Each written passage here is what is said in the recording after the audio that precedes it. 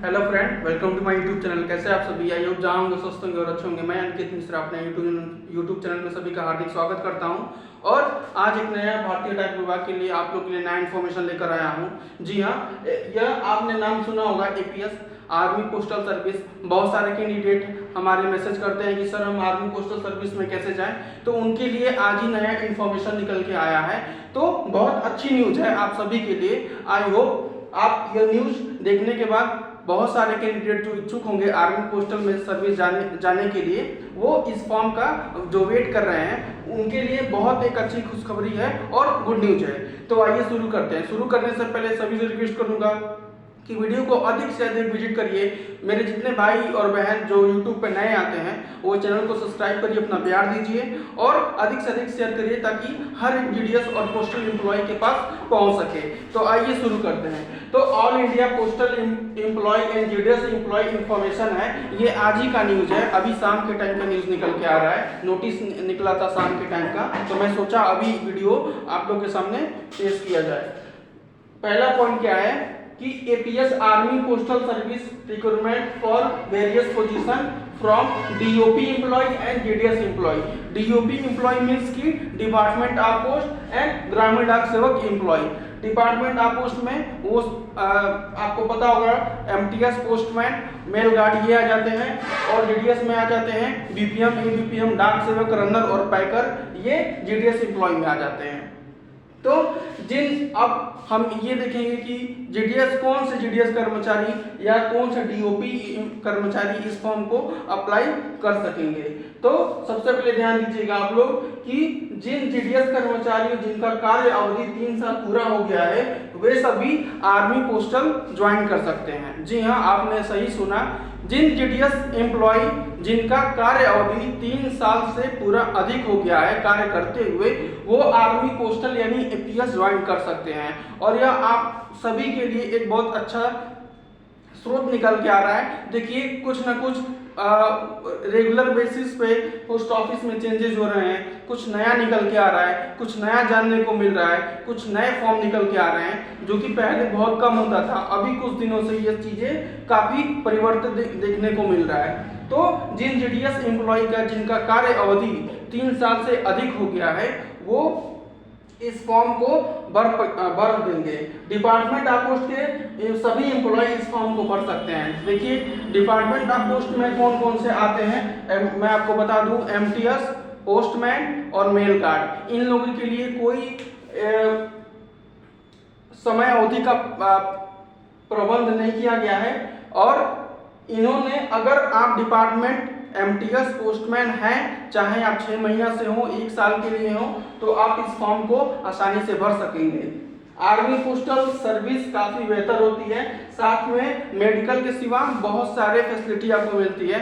देखिए, army postal service होती है, आप जहां कहीं अभी कार्यरत हैं as a GDS, as a DOP department employ, तो आप अपने किसी उच्च अधिकारी से पूछिएगा कि आर्मी पोस्टल सर्विस कैसी सेवा संस्था होती है, तो वो उसमें जितने भी सुविधाएं मिलती हैं, शायद इसमें आपको उतनी सुविधाएं शायद कभी ना मिल पाए। आपको एचआरए इंक्लूड टीए, डीए, यहाँ तक कि जो कैंटीन कार्ड होता है वो भी एपीएस को, आर्मी पोस्टल सर्विस को प्रोवाइड किया जाता है। ये सब सारी सुविधाएं जो है आप भारतीय डाक से आर्मी पोस्टल सर्विस में जब जाएंगे तभी आपको मिलेगा।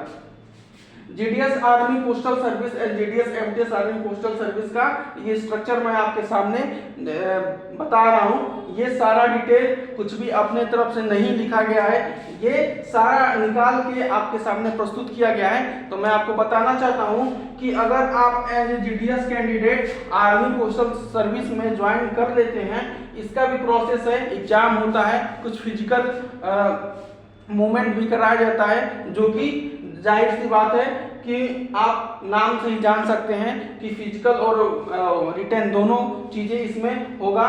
तो बात अगर करते हैं सैलरी का लगभग, तो देखिए, एज ए जीडीएस अगर आप जाते हैं एपीएस में तो बेसिक सैलरी 18,000 है, एमएसपी जो है आपका 3,000 है और डीए 50% है। जैसा कि डीए अकॉर्डिंग उस समय क्या रहता है, आज के डेट में 50% डीए के अकॉर्डिंग ये बनाया गया है चीज। और TPTL जो कि एक आर्मी अपना अलग से फंड सेवा देती है, वो 13,450 रुपये है। HRA जो है 2700 रुपये है।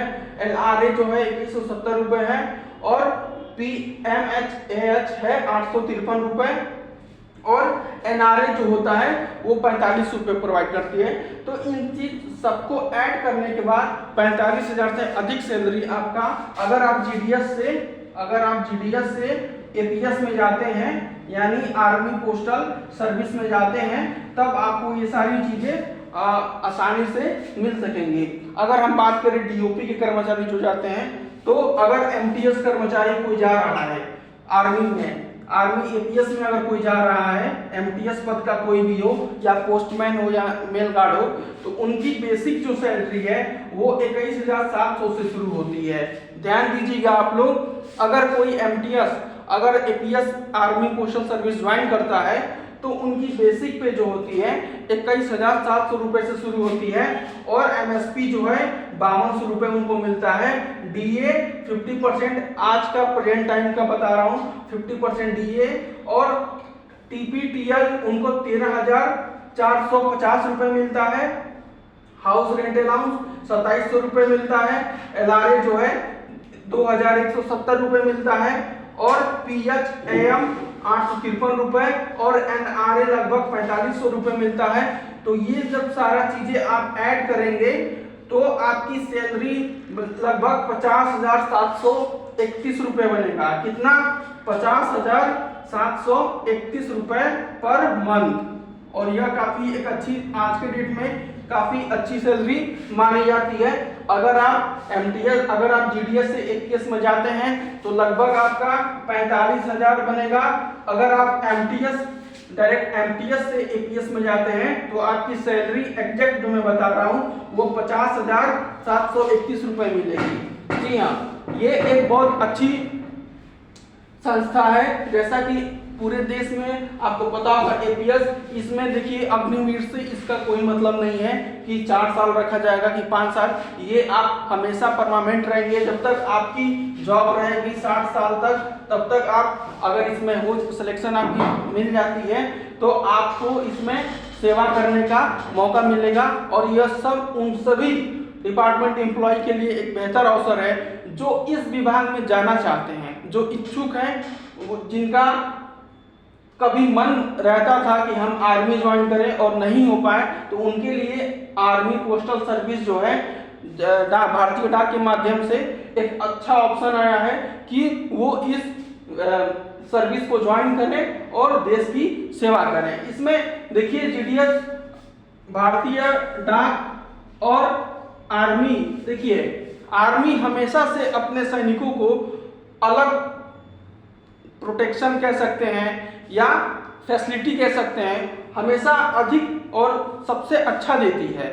तो अगर आप GDS की बात करें तो GDS कैंडिडेट अगर APS में जाता है तो उनका सैलरी बेसिक 18,000 से शुरू होगा। और आपको इतना इंक्लूड करते करते ये सारा आर्मी की फैसिलिटी है तो आपका लगभग 45,000 रुपये हो जाते हैं। अगर आप MTS हैं, मल्टीटास्किंग, जो MTS जो भी पोस्ट ऑफिस में वर्क करते होंगे उनको पता होगा कि MTS क्या होता है, या पोस्टमैन क्या होता है, या मेल गार्ड क्या होता है, तो उनकी बेसिक सैलरी जो है 21,700 रुपये से शुरू होती है। और DA, HRA, LRA जितना ये फैसिलिटी है मिलाकर लगभग 50,731 रुपये पर महीने का होता है। तो आप समझ सकते हैं कि कितनी अच्छी जो है सर्विस दे रही है हमारी आर्मी पोस्टल सर्विस। मैं आपको बता दूं, ऐसे ही रेलवे पोस्टल सर्विस होता है। मैं आपको इस चीज पर भी वीडियो बनाने वाला हूं। रेलवे पोस्टल सर्विस का सेम प्रोसेस ऐसा ही होता है जैसे आर्मी पोस्टल सर्विस। अब देखिए, आर्मी पोस्टल सर्विस में कई तरह के काम होते हैं। एक तो कॉमन जो काम होता है वो जितने भी पेपर वर्क होते हैं, चाहे किसी का स्पीड पोस्ट आया, रजिस्ट्री आई, या किसी भी प्रकार की कोई कागजी कार्रवाई, वो आपको देना पड़ता है। और जो इसमें उच्च अधिकारी लोग होते हैं, जैसे स्पीड पोस्ट हो गया, और जितने भी एमटीएस और पोस्टमैन और मेल गार्ड वाले जो होते हैं वो आयात निर्यात का काम करते हैं, जैसे चिट्ठी ले आने और ले जाने का काम। लेकिन इनमें इनको भारतीय डाक से ज़्यादा सुविधा दिया जाता है, अच्छी सैलरी दिया जाता है, अच्छी मेडिकल फैसिलिटी इनको और इनके पूरे परिवार को मिलता है। तो जो है एपीएस आर्मी पोस्टल सर्विस एक अच्छी सेवा है। जो लोग इच्छुक हैं वो इस फॉर्म का वेट करिए, इस फॉर्म जल्द से जल्द आने वाला है। आज नोटिफिकेशन आउट हुआ है, जल्द से जल्द इसका फॉर्म भी आ जाएगा। और देखिएगा कि बहुत जल्द रेलवे पोस्टल सर्विस भी आएगा। जी हाँ, रेलवे पोस्टल सर्विस भी आने वाला है। सेम प्रोसेस ऐसा ही होता है, उसमें भी जो भी आपका जिस डिवीजन में लगेगा उस डिवीजन में आपको रेलगाड़ी द्वारा या ट्रेन द्वारा आपको आयात निर्यात करना रहता है, क्योंकि भारतीय डाक में भी आयात निर्यात सामान हो गया या रजिस्ट्री हो गई, डाक हो गई, अन्य प्रकार के भी बहुत सारी चीजें होती हैं जो भारतीय रेल करती है, जिसको हम रेलवे पोस्टल सर्विस कहते हैं। फिलहाल आर्मी पोस्टल सर्विस के बारे में आपको अच्छे से नॉलेज हो गया होगा।